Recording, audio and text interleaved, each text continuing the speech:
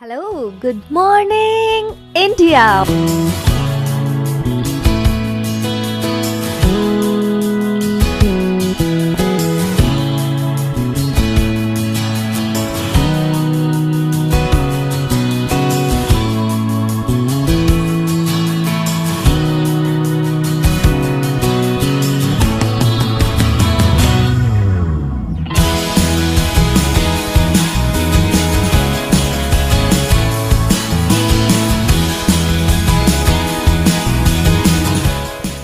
Monday to Friday, back to back classes live from studio.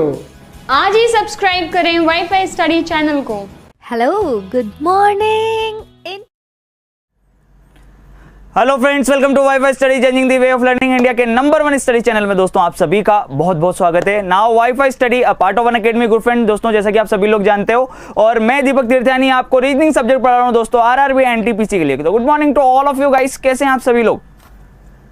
Good morning good morning good morning to all of you guys. एक जबरदस्त information आप सभी लोगों को देनी है कि भैया एनटीपीसी का फॉर्म जिन भी लोगों ने भरा है, ठीक है, तो वो लोग अपना एप्लीकेशन स्टेटस जो है चेक कर सकते हैं जिस भी जोन से उन्होंने फिल किया है, ठीक है। कल रात को ही अनाउंस कर दिया था हमने वीडियो बना के, ठीक है। तो दोस्तों बिल्कुल आप लोग तैयार हो जाइए कि अब कमर कसने का टाइम हो गया है भाई, ठीक है ना, क्योंकि एप्लीकेशन स्टेटस अगर एक्सेप्ट हो गया है इसका मतलब कुछ ही टाइम पीरियड बाद वो शेड्यूल भी बता देगा कि किस डेट से जो है अपने एग्जाम्स स्टार्ट हो जाएंगे और उसके बाद एडमिट कार्ड आने स्टार्ट हो जाएंगे, ठीक है ना दोस्तों। तो बिल्कुल आप सभी लोगों को पता है ये बात। सबसे पहले तो ये बता दो, good morning to all of you. Good morning good morning good morning good morning to all of you guys. चलिए जल्दी से आ जाइए फटाफट से। क्या ये इन्फॉर्मेशन आपको पता थी या नहीं पता है तो जरूर देखिएगा। Ganga Devi good morning. देखो अब इधर देखो दोस्तों, यहाँ पे कल अपना जो टेस्ट हुआ था, ठीक है, आप सभी लोगों ने अटेम्प्ट किए होंगे, ठीक है। तो रीजनिंग में आपका क्या स्कोर रहा ये आप लोग जरूर बताएंगे कमेंट बॉक्स में भी फटाफट से, ठीक है ना। चैट बॉक्स में आप लोग बताएंगे कि किसका क्या स्कोर रहा। कल शाम को 6 बजे तक जो रीजनिंग का जो लाइव टेस्ट ऑर्गेनाइज था, ठीक है, ऐप पे, तो कितने लोगों ने अटेम्प्ट किया?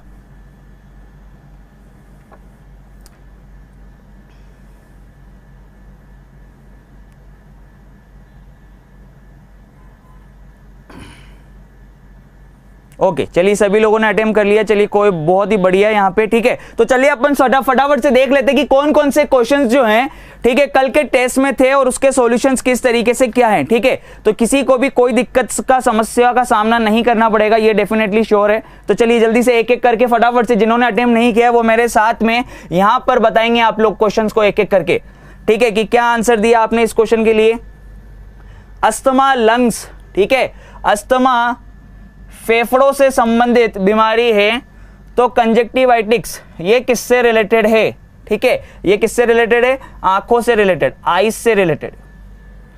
समझ में आ रहा है कि नहीं आ रहा? इस तरीके का लॉजिक चल रहा है। 23, 20, 15.75, किसी का आ रहा है 22, खेमराज जी का आ रहा है 28। बहुत बहुत बधाई खेमराज, बहुत बढ़िया। माखन लाल 29,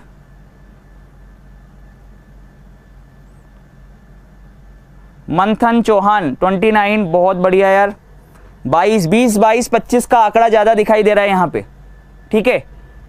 22, 23, 22, 20, 18। देखिए स्कोर बढ़ाना पड़ेगा, रीजनिंग ऐसा सब्जेक्ट है 30 में से 30 लेके आ सकते हो भाई, सीधी सी बात है। आपके सामने ही लोगों ने अटेम्प्ट किया और 29 तो मैंने देख लिया स्कोर, 30 तो अभी तक नहीं दिखा। 18 यहाँ पर बोल रहे हैं, यहाँ पे प्रिंस का है A18, ठीक है। चलिए देखते हैं आगे अब यहाँ पर कौन सी चीजों में कहां कमी रह गई, कौन से क्वेश्चंस आपको नहीं आए। चलिए देखिएगा नेक्स्ट क्वेश्चन यहाँ पे देखना। थर्मामीटर तापमापी से क्या नापते हैं? ताप नापते हैं। थर्मोमीटर से टेम्परेचर मेजर किया जाता है, तो ग्लूकोमीटर से क्या मेजर किया जाएगा? ग्लूकोमीटर से भैया हमेशा याद रख लेना, जो ब्लड शुगर होती है वो मेजर की जाती है। अभी पता होने चाहिए, मैंने आपको बोला भी था, मैंने आपको डिटेल के अंदर जब एनालॉजी पढ़ाया था तब मैंने आपको बोला भी था कि इस तरीके के रिलेशन बेस्ड चीजें आ सकती है और वो साइंटिफिक चीजों से ही पूछा जाएगा, ठीक है, कि किस वैज्ञानिक ने कौन सी चीज का निजात किया, ठीक है ना, या किसने क्या बनाया, या कौन सी चीज किसके लिए यूज होती है, ठीक है, किसकी यूनिट क्या है, ये सारी चीजें इसी में आएंगी। अब यहां पर देखिएगा नेक्स्ट, बहुत ही सिंपल सा क्वेश्चन था, ठीक है।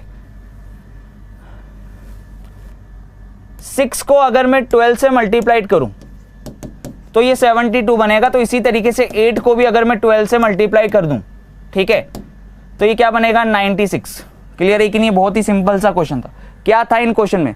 5-5 सेकंड के क्वेश्चंस के आंसर्स हैं यार, 5-5 सेकंड में हो रहे हैं भाई, ठीक है। अब ये देखो, ये एक क्वेश्चन देखना है यहां पे, ये एक बढ़िया क्वेश्चन आपके सामने था। क्या था इस क्वेश्चन के अंदर? हॉकी खिलाड़ी, रबड़ की गेंदें और कवियों के बीच में संबंध बताना है। अब हॉकी खिलाड़ी, दुनिया के सारे हॉकी खिलाड़ी तो कवि नहीं है, पर कुछ हॉकी खिलाड़ी तो कवि होंगे ना, होंगे कि नहीं होंगे? पोइट्स होंगे कि नहीं होंगे? हॉकी प्लेयर्स पोइट्स हो सकते हैं थोड़े से, और रबड़ की गेंदें तो अलग ही हो गई, वो व्यक्ति थोड़ी ना है, तो वो अलग चीज हो जाएगी। तो कौन सा ऑप्शन आएगा? C option is the correct answer. इसका आंसर क्या हो जाएगा? C option. क्लियर है कि नहीं है? चलिए नेक्स्ट, अगला क्वेश्चन यहां पे आपके सामने देखो। रीजनिंग जो है, जो 30 क्वेश्चन थे, मैं डेफिनेटली बोल रहा हूं आपसे 14 से 15 मिनट के अंदर अटेम्प्ट होने वाले क्वेश्चन थे सारे के सारे। यानी 15 मिनट में तो आप 30 क्वेश्चन करके आगे निकल लेते।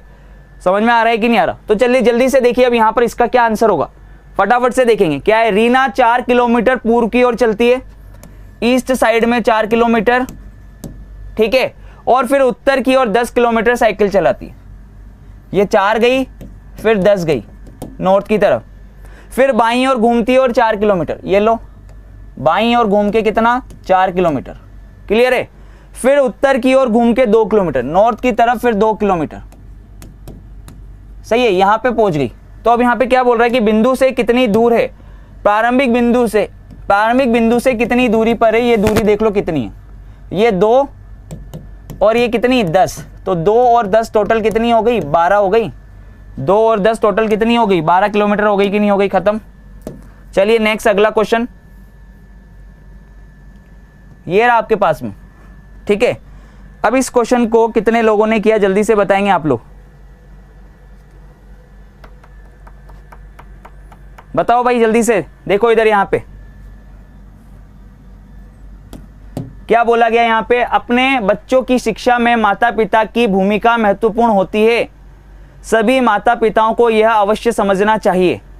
जिन बच्चों के माता पिता न हो वे अपनी पूरी क्षमता तक विकसित नहीं हो सकते।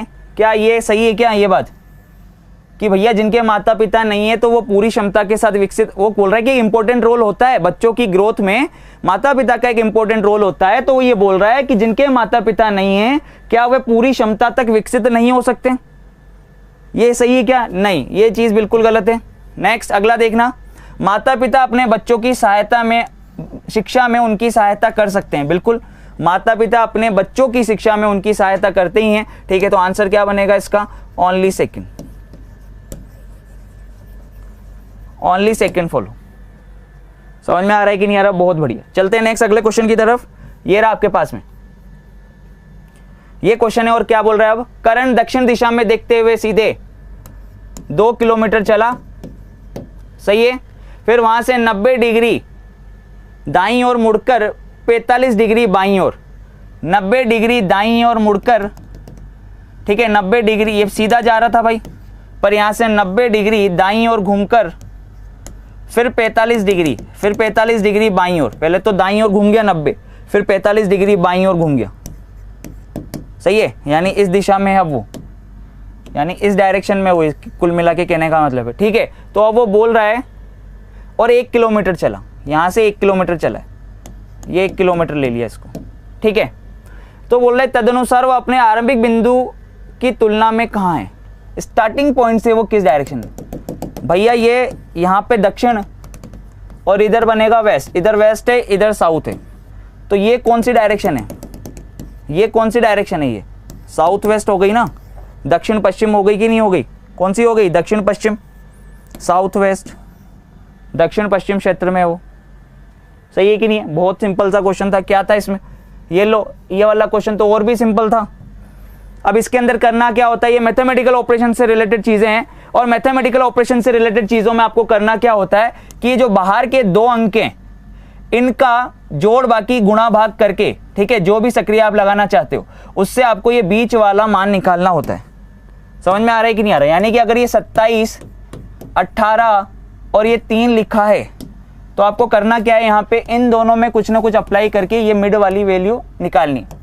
तो 27 में अगर मैं 3 का भाग दूं, 27 में 3 का भाग दूं तो ये कितना आएगा 9, ठीक है। और फिर 9 को 2 से गुणा करूंगा, डबल करूंगा तो ये कितना हो जाएगा 18।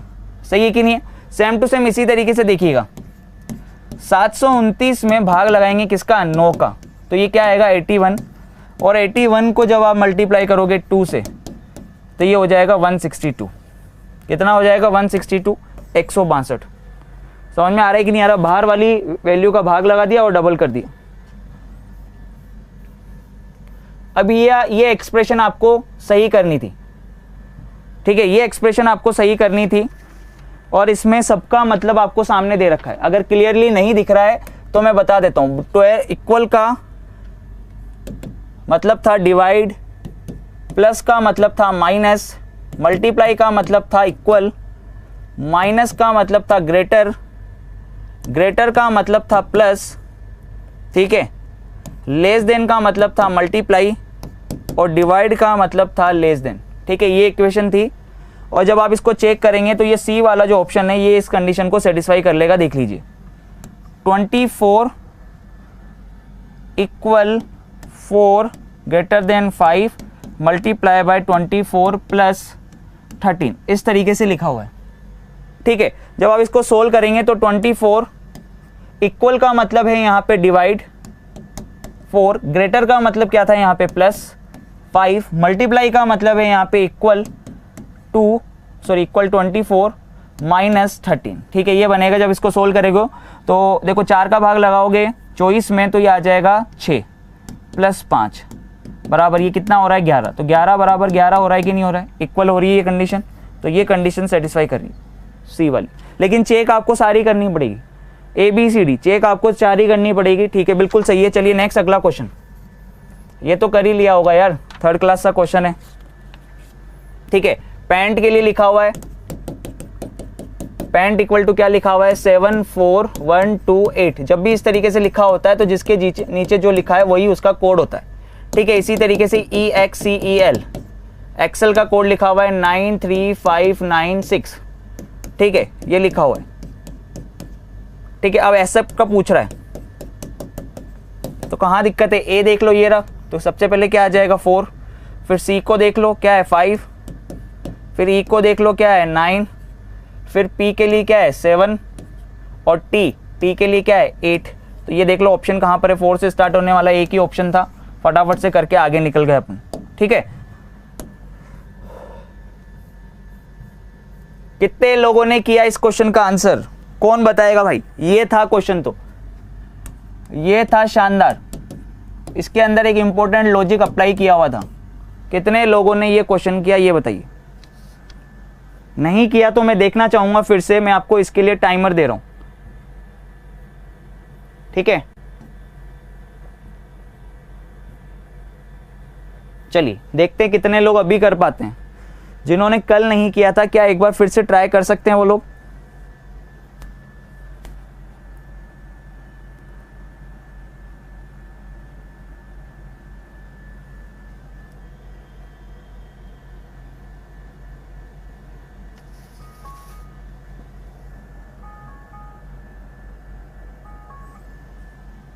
नहीं हो पाया था, बहुत सारे लोगों ने बोला कि नहीं हो पाया था, रॉन्ग हो गया।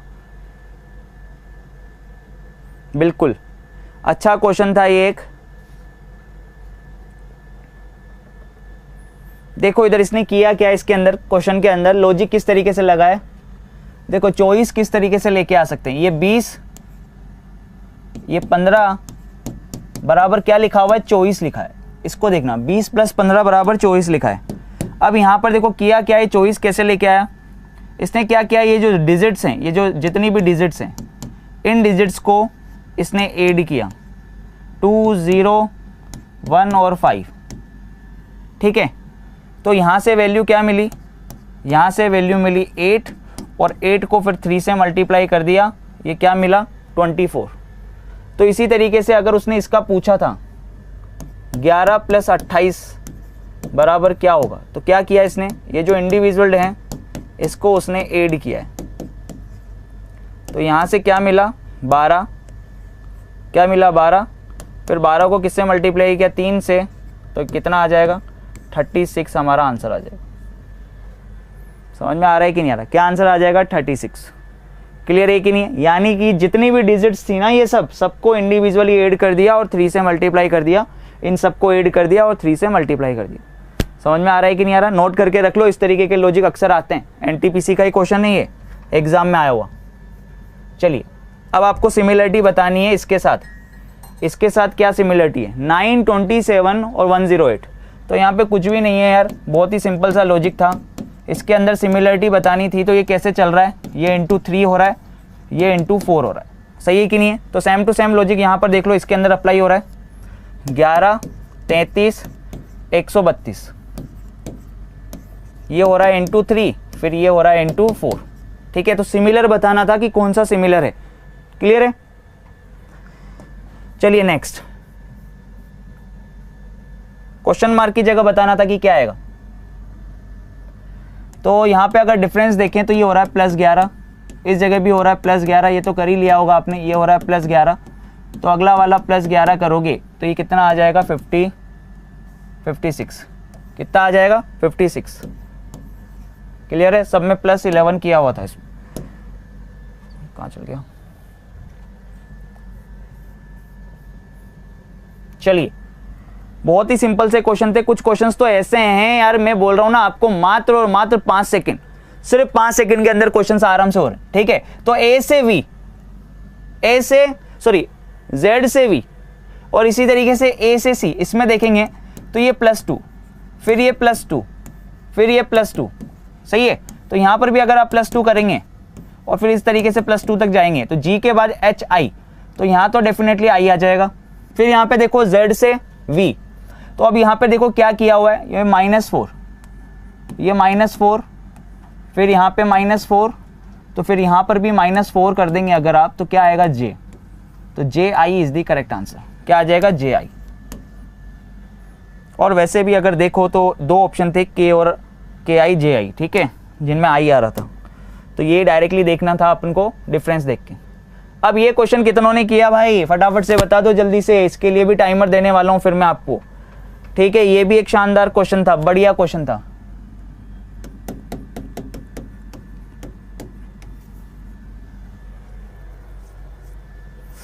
एक बढ़िया क्वेश्चन था भाई ये भी।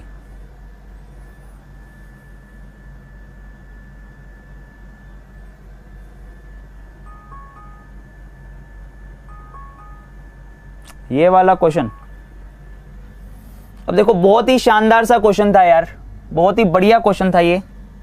क्या बोला गया था इसने कि X और Y पेरेंट्स हैं, 4 पेरेंट, X और Y आर पेरेंट्स, यानी कि इसके अंदर एक मम्मी है और एक पापा है, पेरेंट्स है ना, हस्बैंड वाइफ हैं।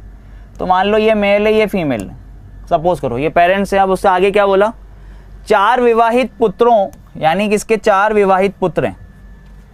ठीक है, 4 मैरिड कपल्स हैं। तो भैया 4 मैरिड कपल्स हैं, तो ये ले लेते हैं मेल और ये उसकी वाइफ फीमेल। ठीक है, 4 विवाहित पुत्र हैं, तो इसी तरीके से ये मेल फीमेल, फिर इसी तरीके से ये मेल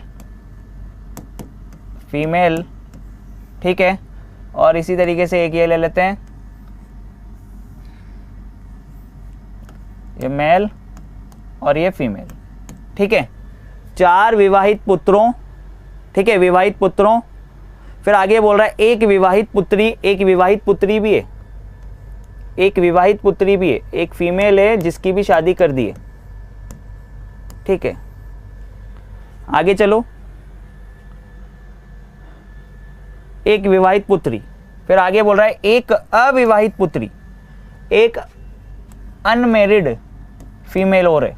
ठीक है, 4 तो बेटे हैं जिनकी शादी कर दी है, एक बेटी है जिसकी शादी कर दी है और एक बेटी है जो कुंवारी है, अविवाहित है।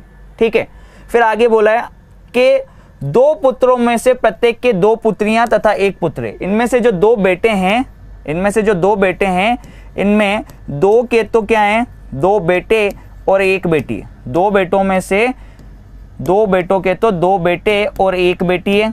ठीक है, और बाकी जो अन्य 2 पुत्र हैं, उनमें से प्रत्येक के 2-2 पुत्र और 1 पुत्री है।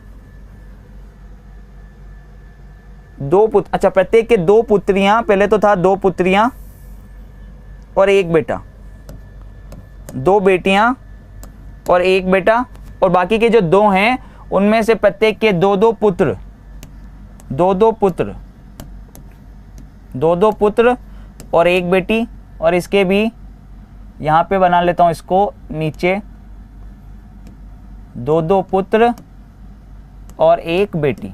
ठीक है, ये बना लिया मैंने। और अब वो बोल रहा है कि परिवार में कितने पुरुष सदस्य हैं, मेल कैंडिडेट्स कितने, मेल कैंडिडेट्स पूछ रहा है। तो कहाँ दिक्कत है मेल कैंडिडेट, ये एक मेल कैंडिडेट, ये दूसरा मेल कैंडिडेट, ये मेल कैंडिडेट, ये मेल कैंडिडेट, यहाँ पे मेल कैंडिडेट, यहाँ पे मेल कैंडिडेट, ये मेल कैंडिडेट, ये मेल कैंडिडेट, ये मेल कैंडिडेट, ये मेल कैंडिडेट हो गया, ये मेल कैंडिडेट, और इन दोनों में से भी पेरेंट्स थे तो उसमें भी एक मेल कैंडिडेट। तो मेल कैंडिडेट गिन लो कितने कितने मेल कैंडिडेट हैं, 1 2 3 4 5, तो यही हो गए। 5 के बाद 6 7 8 9 10 11 और एक ये खुद, कितने हो गए 12। टोटल कितने कैंडिडेट हो जाएंगे, 12 मेल कैंडिडेट हो गए। कहाँ दिक्कत है, कितने मेल कैंडिडेट हो गए, 12 मेल कैंडिडेट हो गए भाई। मेल कैंडिडेट कितने हो जाएंगे, 12 मेल कैंडिडेट हो गए। 1 2 3 4 5 6 7 8 9 10 11 और 12। ठीक है, बहुत ही सिंपल सा क्वेश्चन था, मेल कैंडिडेट पूछ रहा था, सिर्फ अरेंज करना था और मेल कैंडिडेट फाइंड करने थे। ठीक है, अब यहाँ पे क्वेश्चन है, आग का काम है जलाना, बर्न करना, जलना, तो पानी का काम क्या है भाई, पानी का काम क्या है, बाढ़ लाना, सीधी सी बात है। यहाँ पे यही तो लॉजिक, नदी लाओगे क्या, या बांध लाओगे, या H2O तो खुद ही पानी है। ठीक है, तो क्या एक तरीके से उससे जो विध्वंस होता है उस चीज़ के बारे में कि आग जलती है, यानी जलाती है, जलने का काम होता है, तो पानी से बाढ़ आने का काम होता है भाई। क्लियर है। अब देखिए, अब यहाँ पे इसके अंदर आपको फाइंड करना था कि आपको किसके लिए क्या कोड दे रखा है और यू का कोड फाइंड करना है। तो यहाँ पे लिखा हुआ है due to you, due to you के लिए कोड क्या था भाई, BA DA CA। ठीक है, फिर आगे लिखा हुआ है he is due, he is due, he is due, इसका कोड क्या लिखा हुआ है, XEBALE। ठीक है, फिर लिखा हुआ है is due, is due to, is due to का कोड है BAXECA। ठीक है, तो कॉमन देख लो भाई फटाफट से, यहाँ पे क्लियर है, तीनों में कॉमन आ रहा है ड्यू। सबसे पहले तो तीनों में ड्यू कॉमन आ रहा है, तो यहाँ पे कौन कॉमन आ रहा है, BA। तो यहां से ये पता लग गया कि ड्यू का कोड तो क्या है, BA है। ठीक है, टू कहां पे आ रहा है, 2 यहां पे आ रहा है, इन दोनों में 2 आ रहा है फर्स्ट और लास्ट में, तो यहां पे कॉमन कौन आ गया, CA। ठीक है, तो 2 का कोड हो गया CA, तो U का तो डायरेक्टली बच गया ना भाई, U का तो डायरेक्टली बच गया, U का कोड क्या हो जाएगा, DA। ये खत्म, U का कोड हो गया DA। तो आराम से इस तरीके से कंपेयर करके क्वेश्चन को अपन लोग सोल्व कर सकते हैं, वो भी सिर्फ 10 से 15 सेकंड के अंदर। ठीक है, अब ये क्वेश्चन था बहुत ही बढ़िया और शानदार क्वेश्चन, देखते हैं कितने लोगों ने इसको सोल्व किया। सिर्फ ये सोचना था कि छोटी वैल्यू से इतनी बड़ी वैल्यू तक जाना है, तो कुछ ना कुछ तो मल्टीप्लाई हुआ ही होगा, ये तो सोचने वाली बात है। ये तो जब मैंने आपको सीरीज सिखाई थी तब भी बताया था।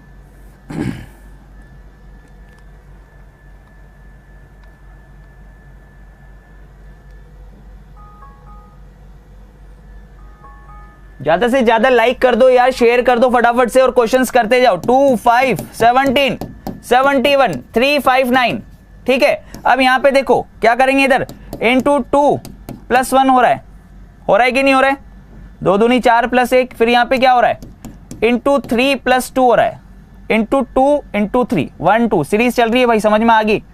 फिर ये इंटू 4 + 3 हो रहा है, 17 चौक 68 + 3 71, फिर यहां पे हो रहा है इंटू 5 + 4।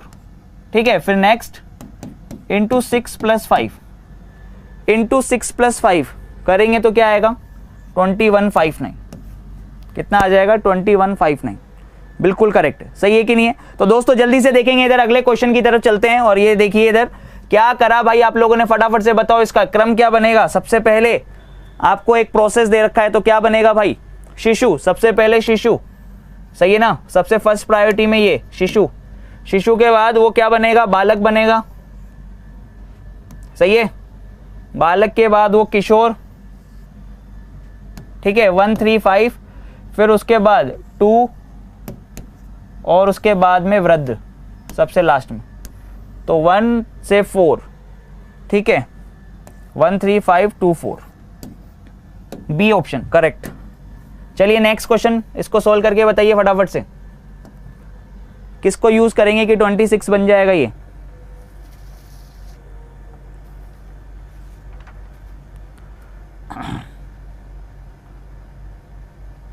देखिए ये लास्ट वाला जो है इसको थोड़ा सा सही कर लेना भाई, प्लस ये डिवाइड है यहाँ पे, ये डिवाइड है, प्लस डिवाइड और माइनस, ठीक है, और यही अपना आंसर है, इसीलिए सही किया है। यहाँ पर भी ये डिवाइड है, तो एक सिमिलर दिख रहे होंगे आपको यहाँ पे, ठीक है, डिवाइड। तो देखिए इधर से यहाँ पे 34 प्लस 16 डिवाइड बाय 4 माइनस 12, इसको सोल्व करेंगे तो क्या आएगा? 34 प्लस 4 माइनस 12, 38 माइनस 12 कितना आ रहा है? 26, ठीक है, आराम से कर सकते हो, इनमें कोई दिक्कत नहीं। कितने त्रिभुज हैं भाई इसके अंदर? जल्दी से गिन के बता दो फटाफट से, टोटल ट्राइंगल्स कितने हैं? बहुत ही शानदार वीडियो भी बना हुआ है अपना काउंटिंग फिगर पे, ठीक है ना दोस्तों, तो आराम से आप लोग इन चीज़ों को देख सकते हो। यहाँ पे डायरेक्टली मैंने बताया था कि जब भी शीर्ष को सामने वाली भुजा से मिला रखा हो, ठीक है, वर्टेक्स को अपोजिट साइड से अगर ज्वाइन कर रखा है तो आप लोग सीधा क्या कर सकते हो, जब भी वर्टेक्स को अपोजिट साइड से ज्वाइन करेगा तो आप डायरेक्टली यहाँ से आप लोग डायरेक्टली निकाल सकते हो टोटल नंबर ऑफ ट्राइंगल्स कितने, ठीक है, आधार पर बनने वाले त्रिभुजों को गिन लोगे, अंक दे दोगे और सबको जोड़ दोगे, खत्म पिक्चर। ये इसकी शॉर्ट ट्रिक है भैया, ये इसकी ट्रिक है कि जब भी शीर्ष को सामने वाली भुजा से मिला रखा हो तो लंबवत बनने वाले जो खंड हैं उनको अंक दे दो और सभी अंकों को जोड़ दो। कितना आ गया? 15, 15, कितना आ जाएगा भाई? 15 आ जाएगा। क्लियर है कि नहीं है?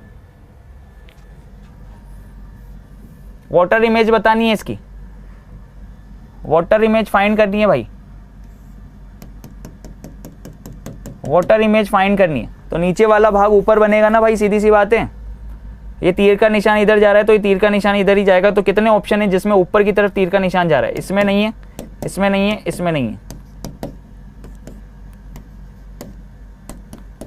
तो कौन सा आएगा? एक ही तो ऑप्शन है जिसमें आ रहा है, देख लो ध्यान से भाई। ये तीर का निशान नीचे वाले को देखो, नीचे वाले तीर के निशान को देखो, तो अभी जब उल्टा होगा तो ऊपर की तरफ आएगा ना। तो एक ही तो ऑप्शन है जिसमें इस तरीके से ऊपर की तरफ आ रहा है, और किसी में आ ही नहीं रहा।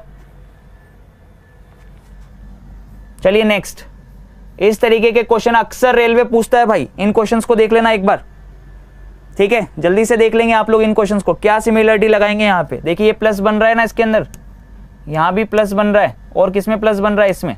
तो 249, 249, 249 अब इन दो ऑप्शन में आ रहा है, ठीक है। फिर आगे देखते हैं यहाँ पे, फिर यहाँ पे एक गोले के अंदर एक मतलब त्रिभुज के अंदर गोला है, ठीक है, फिर इसमें भी एक शेप के अंदर एक शेप है, और इसमें भी एक शेप के अंदर एक शेप है। क्लियर है कि नहीं है? देखो ध्यान से देखना इधर, पहले वाले में, छठे वाले में और सातवें वाले में एक शेप के अंदर एक शेप है, सही है, तो बिल्कुल ये वाला बनेगा। A option is the correct answer.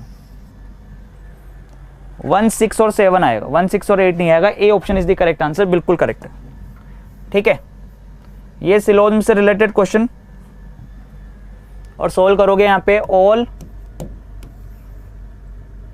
A R B, फिर दे रखा है all C R B, all C R B, sum B R D, ठीक है। अब ये बोल रहा है कि सम डी आर है, क्या डी ए है क्या? नहीं, गलत। सम ए आर सी, क्या ए सी है क्या? गलत, ठीक है। तो आंसर बनेगा इसका बोथ रॉन्ग। क्लियर है? क्या आंसर बनेगा? Both wrong. चलिए नेक्स्ट,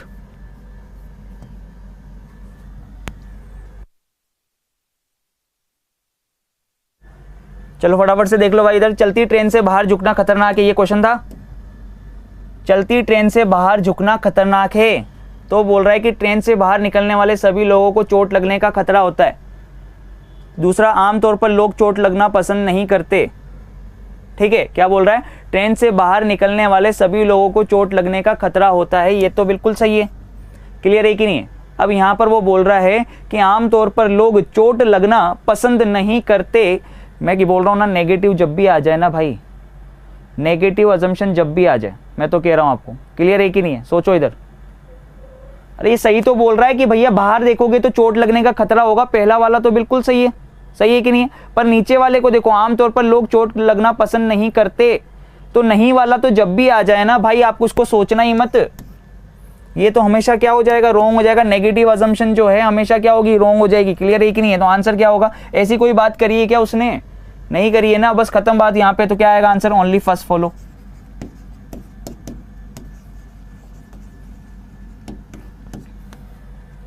क्लियर है कि ये?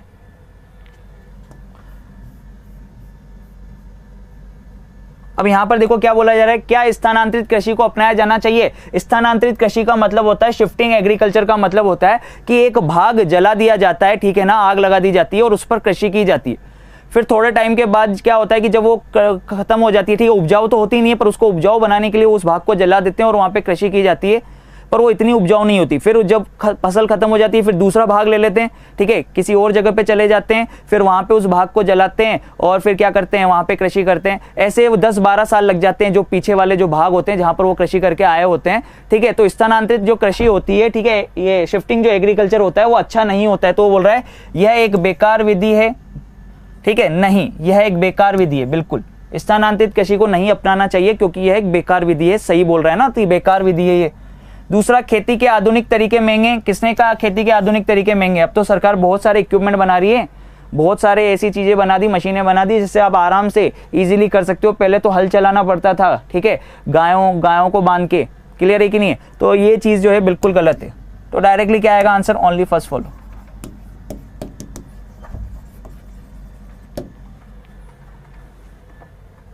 क्लियर है दोस्तों? बाकी ये क्वेश्चंस तो आप लोगों ने कर लिए होंगे, कोई दिक्कत नहीं। लास्ट के जो 2-3 क्वेश्चन हैं ये वाले, ठीक है, तो आप लोग फटाफट से मुझे इसका तो कमेंट बॉक्स में कमेंट करके रिप्लाई कर दोगे, ठीक है। तो समझ में आ गया होगा सारा का सारा दोस्तों, किस तरीके से क्वेश्चंस जो हैं अपने, क्लियर है, किस तरीके से अपने जो क्वेश्चंस हैं दिए हुए थे एग्जाम के अंदर। तो उम्मीद करता हूं कि लाइव टेस्ट का सॉल्यूशन आपको पसंद आया होगा। पेपर सेट ज्यादा से ज्यादा दें ताकि वो आपका सिलेक्शन जो है कंफर्म कर लेगा। नीचे डिस्क्रिप्शन में लिंक दे रखा है अनअकैडमी पर, आप लोग जो है एनटीपीसी की जो टेस्ट सीरीज है वो लोग ज्वाइन कर सकते हैं। एप्लीकेशन स्टेटस आउट हो चुका है, तो आप लोग चेक कर सकते हैं कि किस किस का फॉर्म एक्सेप्ट हुआ है, कौन सी जोन सेट। क्लियर है कि नहीं है? जहां से भी आपने फिल किया है। ओके फ्रेंड्स, तो ज्यादा से ज्यादा वीडियो को शेयर कर दीजिएगा, लाइक कर दीजिएगा। अभी अपन फटाफट से मिलने वाले हैं पीवाईपी सेशन के अंदर, जिसके अंदर अपन लोग डिस्कस करने वाले हैं रेलवे के वो क्वेश्चंस जो आपके एग्जाम में आए हुए हैं, ठीक है ना friends. Bye bye, take care, love you all guys, have a nice day.